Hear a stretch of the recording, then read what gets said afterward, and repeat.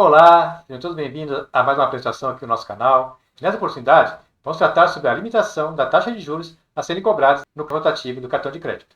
Entre as propostas do governo federal de tentar reduzir a margem de endividamento das famílias brasileiras, que está na faixa dos 80%, o governo criou, dentro do programa Desenrola Brasil, vários mecanismos aí para tentar amenizar esse problema.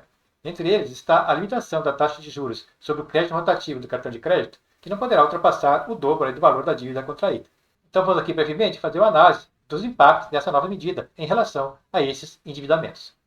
Sou José Marta Tagliapietra, do canal Monetários, e já aproveitei para solicitar o seu like. E se você ainda não é inscrito, inscreva-se no nosso canal para ter acesso a todos os nossos conteúdos. Bora lá então?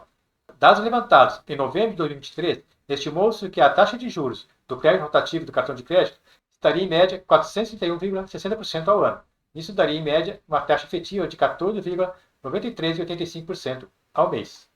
Utilizando a nossa calculadora financeira, vamos ver aqui o valor dos juros cobrados então nessa situação. Digamos que uma dívida de R$ 1.000, a essa taxa de juros mensal em 12 meses, ou seja, em um ano, daria então um montante de R$ 5.316, ou seja, R$ 4.316 de juros. Tendo como nesta nova regra o valor a ser pago não poder ultrapassar de 100% do valor da dívida contraída, ou seja, não ultrapassar o dobro da mesma, nesse caso então teríamos a seguinte situação. Essa mesma dívida de R$ 1.000, cujo dobro seria 2.000, não poderá então ultrapassar esse limite. Nesse caso, a taxa mensal seria então de 5,9463% ao mês. Então teríamos os mesmos R$ 1.000, que aplicar então a essa taxa, daria então R$ 2.000 como montante. E aí um total de juros acumulado no período, o valor de R$ 1.000. O valor inicial mais o valor de juros daria então o dobro do valor contratado. Aqui nessa tabela, apresentando então essas diferenças. Eu tenho aqui como empréstimo, ou seja, o valor da dívida de R$ 1.000, as taxas aplicadas conforme vimos anteriormente. Em 12 meses, teríamos um montante, na situação anterior, de 5.316, contra R$ 2.000 da nova regra. Daria uma diferença aí de 3.316. Se percebe, então, realmente, que esse impacto é bastante grande. Mas essa seria a diferença realmente atribuída ao se fazer o parcelamento dessa dívida? Evidente que não. Pois no parcelamento acontece a seguinte situação. Eu teria aqueles R$ 1.000 amortizados durante 12 meses, sendo cobrado, então, aquela taxa de juros definida. Então, no nosso caso, para a primeira hipótese, teríamos a seguinte situação. Se parcelaria esses R$ 1.000 durante 12 meses a essa taxa de juros de 14,94%. Então haverá aí o pagamento das parcelas mês a mês, que irá deduzir do valor do saldo devedor, que contará o novo saldo então para o cálculo do juro do mês correspondente. Seria então basicamente essa situação. O valor total da amortização seria de R$ 2.207,96, e os juros cobrados seria de R$ 1.207,96. Então o valor total da amortização seria os juros mais o valor inicial aí do empréstimo. Na nova regra, a distribuição seria a seguinte. Os mesmos R$ 1.000 daria uma parcela aqui de R$ 166,67 ao mês. E neste caso, como eu posso ter como limite o dobro aqui do valor em empréstimo, a minha taxa de juros será de 12,69% ao mês. E nós chegássemos nessa situação. A amortização total será de 2.000 e os juros de R$ 1.000.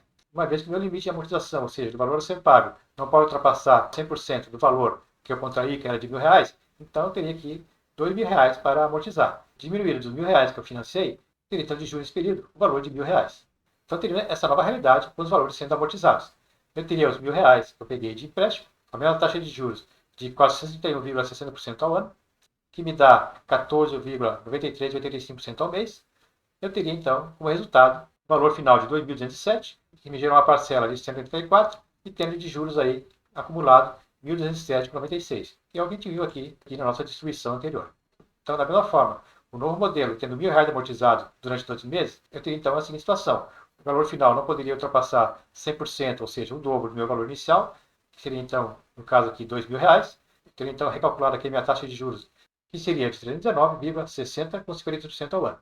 Que me dá então esse resultado de R$ 2.000 como total a ser pago, o valor da minha parcela R$ 166,67 e o valor de juros acumulado de R$ 1.000, que é o resultado encontrado aqui na nossa distribuição em relação ao parcelamento do cartão de crédito. Então, quando parcelamos a dívida, ou seja, amortizamos os valores aí mês a mês, a nossa diferença, que era de 3.316, na realidade cai para 207,96 dentro dessa nova configuração. Aqui nessa tabela, podemos visualizar de forma mais efetiva todos esses cálculos. Realmente, quando eu tenho uma dívida de R$ 1.000 e não faço amortizações, eu teria, então, no final de 12 meses, só no final daquela dívida, de 5.316, ou seja, R$ 4.316 de juros. E eu tenho aqui uma progressão dos juros cobrados.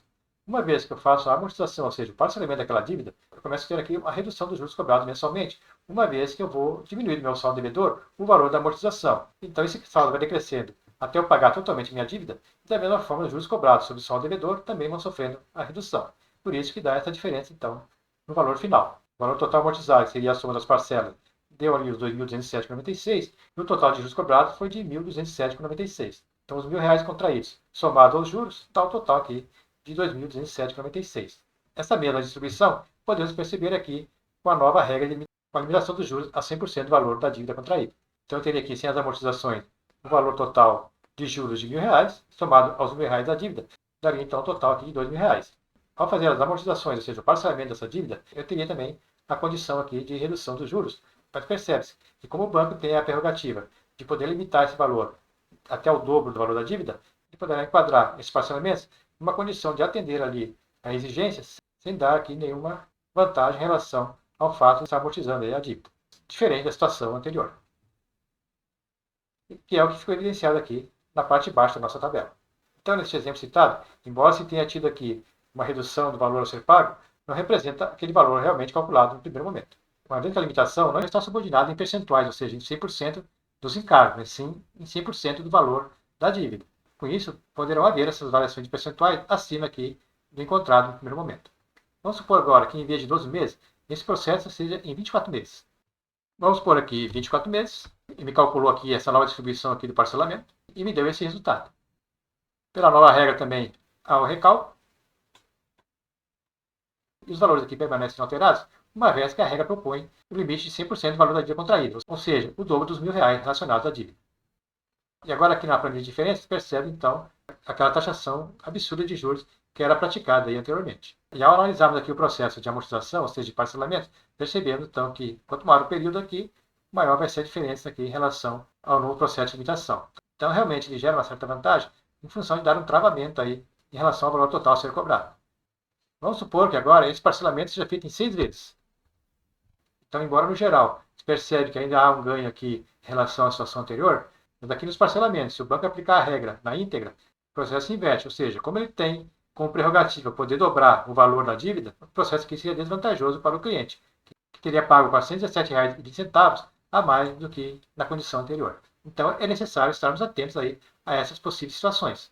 Então, tratando-se de financiamento, de empréstimos, é sempre importante comparar a taxa de juros e o montante que está sendo pago no final do processo.